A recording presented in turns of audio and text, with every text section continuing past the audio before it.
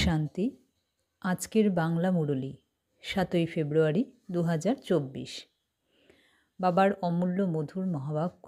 বাবা বলেছেন, মিষ্টি বাচ্চারা, আত্ম অভিমানই বিশ্বের মালিক বানায়, আর দেহ অভিমান কাঙ্গাল বানিয়ে দেয়। তাই আত্ম অভিমানী হও। আজকের প্রশ্ন, কোন অভ্যাস অশরীরী হওয়ার জন্য খুব সাহায্য করে? উত্তর, নিজেকে সর্বদা অ্যাক্টর মনে করো। অ্যাক্টর যেমন অভিনয় করা হয়ে গেলেই তার ড্রেস খুলে ফেলে, তোমাদেরকেও সেই রকম অভ্যাস করতে হবে। কর্ম করা হয়ে গেলেই পুরাতন বস্ত্র মানে শরীর ত্যাগ করে অশরীরী হয়ে যাও। আত্মারা সকলে ভাই ভাই, এই রকম অভ্যাস করতে থাকো। এটাই হলো পবিত্র হওয়ার সহজ উপায়। শরীরকে দেখলেই ক্রিমিনাল চিন্তাভাবনা চলতে থাকে, তাই অশরীরী হয়ে যাও। ওম শান্তি। বাবা বসে বাচ্চাদেরকে বোঝাচ্ছেন, কারণ তারা অবুঝ হয়ে গেছে। 5000 বছর আগেও বাবা বাচ্চাদেরকে বুঝিয়েছিলেন এবং দিব্য কর্ম শিখিয়েছিলেন। তোমরা দেবী দেবতা ধর্মে এসেছিলে এবং ড্রামার প্ল্যান অনুসারে পুনর্জন্ম নিতে নিতে কলা ক্রমশ হ্রাস পেয়েছে, আর এখন তোমরা বাস্তবিকই কলাহীন হয়ে গেছ। এটা তো আসলে তমপ্রধান রাবণ রাজ্য। এই রাবণ রাজ্যটাই আগে শতপ্রধান ছিল, পরে ক্রমশ শত, রজ এবং তম অবস্থা প্রাপ্ত করেছে। এখন তো একেবারে তমপ্রধান হয়ে গেছে। এবারে এর বিনাশ হবে। রাবণ রাজ্যকেই আসুরি রাজ্য বলা হয়। ভারতেই রাবণকে পোড়ানোর ফ্যাশন রয়েছে। ভারতবাসীরাই বলে রামরাজ্য আর রাবণ রাজ্য। রামরাজ্য তো সত্যযুগেই হয়, রাবণ রাজ্য কলিযুগে হয়। এটা অত্যন্ত বোঝার বিষয়। বাবার ওয়ান্ডার লাগে যে ভালো ভালো বাচ্চারা পুরোপুরিভাবে না বোঝার কারণে নিজের ভাগ্যকেই সমাপ্তির রেখা টেনে দেয়। রাবণের অবগুণের বশীভূত হয়ে যায়, যদিও সে নিজের মুখেই দিব্য গুণের কথা বলে। বাবা বুঝিয়েছেন, তোমরাই এই রকম দেবী দেবতা ছিলে, তোমরাই 84 জন্ম ভোগ করেছ। তোমরা কেন তমপ্রধান হয়ে গেছ সেটাও বোঝানো হয়েছে। এটা হলো রাবণ রাজ্য। রাবণ হলো সবথেকে বড় শত্রু। সেই ভারতকে এত কাঙ্গাল এবং তমপ্রধান বানিয়েছে। রামরাজ্যে এত লোক থাকে না, ওখানে তো একটাই ধর্ম থাকবে। এখানে সবার মধ্যেই ভূত রয়েছে। ক্রোধ, লোভ এবং মোহরূপী ভূত তো আছেই। মানুষ এটাই ভুলে যায় যে আমি অবিনাশী আর এই শরীরটা বিনাশী। তাই কেউই আত্ম অভিমানী হতে পারে না। অনেক দেহ অভিমান রয়েছে। দেহ অভিমান আর আত্ম অভিমানের মধ্যে দিন রাতের পার্থক্য। আত্ম অভিমানী দেবী দেবতারা সমগ্র বিশ্বের মালিক হয়ে যায়, আর তারপরে দেহ অভিমানের বশীভূত হয়ে কাঙ্গাল হয়ে যায়। ভারত সোনার চড়ুই পাখি ছিল, মানুষ এ কথা বলে, কিন্তু কেউই বোঝে না। শিব বাবা দিব্য বুদ্ধি বানানোর জন্য আসেন। বাবা বলছেন, মিষ্টি মিষ্টি বাচ্চারা, আমি তোমাদেরকে বিশ্বের মালিক বানাই। এই লক্ষ্মী নারায়ণ বিশ্বের মালিক ছিলেন। কখনো কি শুনেছ যে এদেরকে এই রাজত্ব কে দিয়েছিলেন? ওনারা এমন কোন কর্ম করেছিলেন যার জন্য এত উঁচু পদ পেয়েছিলেন? কর্মের ওপরেই তো নির্ভর করে, তাই না? মানুষ আসরিক কর্ম করে বলে সেই সব কর্ম বিকর্ম হয়ে যায়। সত্যযুগে সকল কর্ম অকর্ম হয়ে যায়। ওখানে কোনো কর্মের হিসাব তৈরি হয় না। বাবা এই সব বোঝাচ্ছেন, কিন্তু অনেকে কিছু না বুঝতে পেরে অনেক বিঘ্ন সৃষ্টি করে। বলে দেয় যে শিব আর শঙ্কর অভিন্ন। আরে, নিরাকার শিবকে তো একাই দেখানো হয়, আর শঙ্করকে পার্বতীর সাথে দেখানো হয়। এই দুজনের কর্তব্য একেবারে আলাদা। মিনিস্টার আর প্রেসিডেন্টকে কি এক বলা যাবে? দুজনের পদ একেবারেই আলাদা। তাহলে কিভাবে শিব শঙ্করকে এক বলা যাবে? তবে এটাও জানা আছে যে যারা রাম সম্প্রদায়ে আসবে না তারা বুঝবেও না, আসরিক সম্প্রদায় তো কেবল গালি দেবে, বিঘ্ন সৃষ্টি করবে, কারণ তাদের মধ্যে 5 বিকার রয়েছে। দেবতারা হলেন সম্পূর্ণ নির্বিকারী। তারা কত উঁচু পদের অধিকারী। এখন তোমরা বুঝতে পারো যে আমরা কত বিকারগ্রস্ত ছিলাম। বিকারের দ্বারাই জন্ম হয়। সন্ন্যাসীদেরকেও বিকারের দ্বারাই জন্ম নিতে হয়, পরে তারা সন্ন্যাস গ্রহণ করে। সত্যযুগে এই রকম হয় না। সন্ন্যাসীরা সত্যযুগের কথা বুঝতেও পারে না, বলে দেয় যে সত্যযুগ তো সর্বদাই রয়েছে। যেভাবে বলে যে কৃষ্ণ কিংবা রাধাকে ডাকলেই হাজির হয়ে যায়। অনেক ধর্ম, অনেক মত, পার্থক্য রয়েছে। অর্ধেক কল্প ধরে দৈবী মত প্রচলিত থাকে।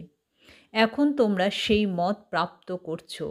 তোমরাই হলে ব্রহ্মা মুখ বংশাবলী। এরপর তোমরাই বিষ্ণু বংশী এবং চন্দ্রবংশী হবে। ওই দুটিকে সাম্রাজ্য বলা হবে, কিন্তু এটাকে ব্রাহ্মণ বংশ বলা হবে। এটাকে সাম্রাজ্য বলা যাবে না। এনার রাজত্ব স্থাপন হয় না। তোমরাই এইগুলো বুঝতে পারো। তোমাদের মধ্যেও আবার কেউ কেউ বুঝতে পারে, কেউ কেউ একেবারেই শোধরায় না। কোনো না কোনো ভূত রয়েছে, যেমন লোভের ভূত, ক্রোধের ভূত। সত্যযুগে এই রকম কোনো ভূত থাকে না। সত্যযুগে দেবী দেবতারা ছিলেন, তারা খুবই সুখী ছিলেন। এই সব ভূতগুলোই দুঃখ দেয়। কাম বিকারের ভূত আদি মধ্য অন্ত দুঃখ দিয়ে এসেছে। একে পরাজিত করার জন্য পরিশ্রম করতে হবে। এটা মোটেই সহজ বিষয় নয়। বাবা বলেন, ভাই বোন মনে করলে ক্রিমিনাল দৃষ্টি যাবে না। প্রত্যেক ব্যাপারে সাহস থাকতে হবে। কেউ বলে দেয় যে বিয়ে না করলে ঘর থেকে বেরিয়ে যাও। এই রকম ক্ষেত্রে সাহস অবলম্বন করতে হবে, নিজেকেও চেক করতে হবে। বাচ্চারা, তোমরা কোটি কোটি গুণ সৌভাগ্যবান হচ্ছ। এই সব বিনাশ হয়ে যাবে, সব কিছু মাটিতে মিশে যাবে। কেউ কেউ সাহস করে চলতে শুরু করে দেয়, আবার অনেকে সাহস করে কিন্তু পরে ফেল হয়ে যায়। বাবা প্রতিটা বিষয় ভালোভাবে বোঝাচ্ছেন, কিন্তু শ্রীমত পালন না করলে বোঝা যায় যে তার পুরোপুরি যোগ লাগে না। ভারতের প্রাচীন রাজযোগ সুপ্রসিদ্ধ। এই যোগের দ্বারাই তোমরা বিশ্বের মালিক হয়ে যাও। পড়া হলো সোর্স অফ ইনকাম। পড়ার দ্বারাই তোমরা ক্রমানুসারে উঁচু পদ পাও। ভাই বোনের সম্বন্ধেও বুদ্ধি চঞ্চল হতে পারে, তাই বাবা এর থেকেও উঁচুতে নিয়ে যান। নিজেকে আত্মা অনুভব করো এবং অন্যকেও আত্মা অর্থাৎ ভাই রূপে দেখো। সবাইকে ভাই রূপে দেখলে অন্য কোনো দৃষ্টি যাবে না। শরীরকে দেখলে ক্রিমিনাল চিন্তাভাবনা আসে। বাবা বলেন, বাচ্চারা তোমরা অশরীরী হও, দেহী অভিমানী হও। নিজেকে আত্মার রূপে অনুভব করো। আত্মা হলো অবিনাশী। শরীরের দ্বারা ভূমিকা পালন করা হয়ে গেলে শরীর থেকে আলাদা হয়ে যেতে হবে। দুনিয়ার অ্যাক্টাররাও তাদের পার্ট হয়ে গেলে ড্রেস চেঞ্জ করে ফেলে। তোমাদেরকেও এখন এই পুরাতন কাপড় মানে শরীর পরিবর্তন করে নতুন কাপড় পরতে হবে। এখন তো আত্মা এবং শরীর দুটোই তমপ্রধান হয়ে গেছে। তমপ্রধান আত্মারা মুক্তিতে যেতে পারবে না। পবিত্র হলে তবেই যেতে পারবে। অপবিত্র আত্মারা ফিরতে পারবে না। যারা বলে যে অমুক ব্যক্তি ব্রহ্মে লীন হয়ে গেছেন, তারা সবাই মিথ্যা কথা বলে। একজনও যেতে পারবে না। ওখানে বৃক্ষের মতো রয়েছে, সবাই ওইভাবেই থাকে। তোমরা ব্রাহ্মণ বাচ্চারাই এই সব জানো। গীতাতে কোথাও ব্রাহ্মণদের নাম লেখা নেই। যেহেতু আমি প্রজাপিতা ব্রহ্মার শরীরে প্রবেশ করি, তাই অবশ্যই তাকে দত্তক নিতে হবে।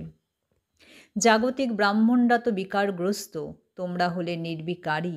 নির্বিকারী হওয়ার জন্য অনেক অত্যাচারও সহ্য করতে হবে। নাম রূপ দেখে অনেকের মনে বিকারী সংকল্প আসে। ভাই বোনের সম্বন্ধ হওয়া সত্ত্বেও পতন হয়ে যায়। তখন তারা পত্র লেখে, বাবা আমার পতন হয়েছে, আমি মুখ পুড়িয়েছি। বাবা বলেন, আমি তো ভাই বোন হয়ে থাকতে বলেছিলাম, আর তুমি এই রকম খারাপ কাজ করলে। এর জন্য খুব কঠোর শাস্তি প্রাপ্ত হয়।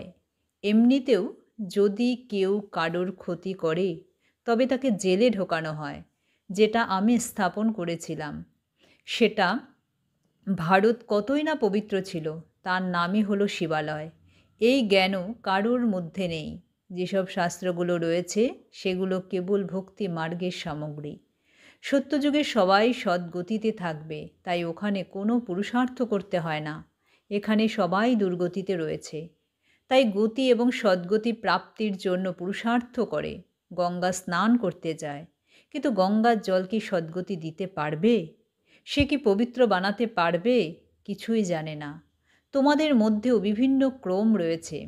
কেউ তো নিজেই কিছু বোঝে না, তাই সে অন্যকে কিভাবে বোঝাবে? তাই বাবা তাদেরকে পাঠান না।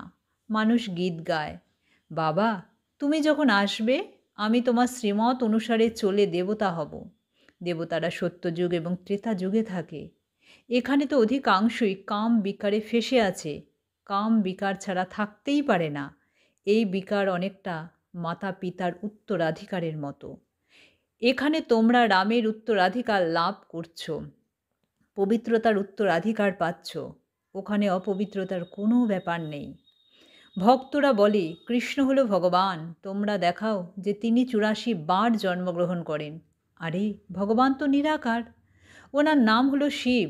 বাবা কতই না ভালোভাবে বোঝান, করুণাও হয়। তিনি তো দয়াময়, তাই না? ইনি খুবই ভালো এবং বুদ্ধিমান বাচ্চা। এনার মধ্যে একটা আকর্ষণ ব্যাপার রয়েছে। যার মধ্যে জ্ঞান এবং যোগের শক্তি বেশি থাকবে সে অন্যদেরকে আকৃষ্ট করবে। যে অনেক লেখাপড়া জানে তার জন্য ভালো বন্দোবস্ত হয়, যে লেখাপড়া জানে না তার জন্য অত ভালো বন্দোবস্ত হয় না। এটা তো জানো যে এখন সকলেই হলো আসরিক সম্প্রদায়, কিছুই বুঝতে পারে না। শিব আর শঙ্করের পার্থক্য তো একেবারে ক্লিয়ার। ওটা হলো মূলবতন আর এটা হলো সূক্ষ্মবতন। সব কিছু একই হবে কিভাবে? এটা হলো তমপ্রধান দুনিয়া। এই আসরিক সম্প্রদায়ে সবথেকে বড় শত্রু হলো রাবণ। সে সবাইকে নিজের মতো বানিয়ে দেয়। বাবা এখন তোমাদেরকে নিজের সমান অর্থাৎ দৈবী সম্প্রদায় বানাচ্ছেন। ওখানে রাবণ থাকবে না। অর্ধেক কল্প ধরে তাকে পোড়ানো হয়। রামরাজ্য সত্য যুগেই হয়। গান্ধীজিও রামরাজ্য চাইতেন, কিন্তু এখানে কিভাবে সেই রামরাজ্য স্থাপন করা সম্ভব? ওরা তো কেউ আত্ম-অভিমানী হওয়ার শিক্ষা দিতেন না। কেবল সঙ্গম যুগে বাবা এসে বলেন আত্ম-অভিমানী হও, এটা হলো উত্তম হওয়ার যুগ। বাবা কতই না ভালোবাসা সহকারে বোঝান। প্রত্যেক মুহূর্তে অনেক ভালোবাসার সাথে বাবাকে স্মরণ করতে হবে। বাবা তুমি তো কামাল করে দিয়েছ। আমরা কত পাথর বুদ্ধি সম্পন্ন ছিলাম, আর তুমি সেই আমাদেরকেই কত উঁচু বানিয়ে দিচ্ছ। তোমার শ্রীমত ছাড়া আর কারোর মত অনুসরণ করব না। অন্তিমে সবাই বলবে যে ব্রহ্মা কুমারীরা দৈবী মত অনুসারেই চলে। কত ভালো ভালো কথা শোনায়, সৃষ্টির আদি মধ্য অন্তের পরিচয় দেয়, ক্যারেক্টার সংশোধন করে। আচ্ছা, মিষ্টি মিষ্টি হারানিধি বাচ্চাদের প্রতি মাতা পিতা বাপদাদার স্মরণের স্নেহসুমন আর সুপ্রভাত। আত্মাদের পিতা তার আত্মারূপী বাচ্চাদেরকে জানাচ্ছেন নমস্কার। ধারণার জন্যে মুখ্য সার। 1 নম্বর, দৃষ্টিকে শুদ্ধ করার জন্য কারোর নাম রূপকে না দেখে অশরীরী হওয়ার অভ্যাস করতে হবে। নিজেকে আত্মা অনুভব করে আত্মারূপী ভাইয়ের সাথে কথা বলতে হবে। 2 নম্বর, সকলের কাছে সম্মান পাওয়ার জন্য জ্ঞান যোগের শক্তি ধারণ করতে হবে। দিব্যগুণে সম্পন্ন হতে হবে। ক্যারেক্টার সংশোধন করার সেবা করতে হবে। আজকের বরদান, অসুস্থ কনসাস এর পরিবর্তে খুশি মনে হিসেব নিকেশ পরিশোধকারী সোল কনসাস ভব। বিস্তার, তন তো সকলেরই পুরানো। প্রত্যেকেরই কোনো না কোনো ছোট বড় অসুখ আছে, কিন্তু তনের প্রভাব যদি মনের উপরে এসে যায় তাহলে ডবল অসুস্থ হয়ে অসুস্থ কনসাসে চলে আসবে। সেই জন্য মনের মধ্যে কখনো অসুস্থতার সংকল্প যেন না আসে। তখন বলা হবে সোল কনসাস। অসুস্থ হয়ে কখনো ঘাবড়ে যেও না। অল্প একটু ওষুধরূপী ফ্রুট খেয়ে তাকে বিদায় দাও। খুশি মনে হিসেব নিকেশ পরিশোধ করো। আজকের স্লোগান, প্রতিটি গুণ প্রতিটি শক্তির অনুভব করা অর্থাৎ অনুভবী মূর্তি হওয়া। ওম শান্তি।